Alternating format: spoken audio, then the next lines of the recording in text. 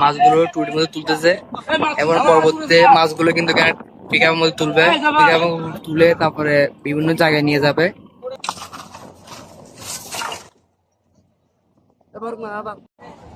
লুসাইকন্যা কর্ণফুলী নদীর তীরে গড়ে ওঠা চট্টগ্রামের ফিশারি ঘাটের বয়স ২০০ বছরের বেশি।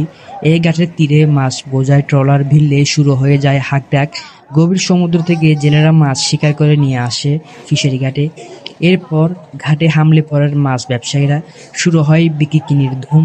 ফিশারি ঘাট থেকে সংগ্রহীত মাছ সরবরাহ করা হয় দেশের বিভিন্ন প্রান্তে। প্রতিদিন ভোররাত থেকে সকাল ৮টা পর্যন্ত মৌসুম ভেদে কয়েক কোটি টাকার মাছ কেনাবেচা হয়। ১০,০০০ ফিশিং বোট ও কয়েকশো ট্রলারের আহিরিত মাছ বিক্রি হয় চট্টগ্রামে।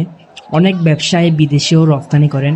এসব মাছ ভোরের আলো ফোটার আগেই ক্রেতারা হাজির হন ফিশারি ঘাটে। মাছ বোঝাই ট্রলারে উঠে পড়েন পছন্দের বড় মাছটি নিতে। দাম যতই হোক না কেন, এরপর ভোরের নরম আলো মাথায় নিয়ে মাছ সমেত হাসি মুখে গন্তব্যে ফিরেন তারা।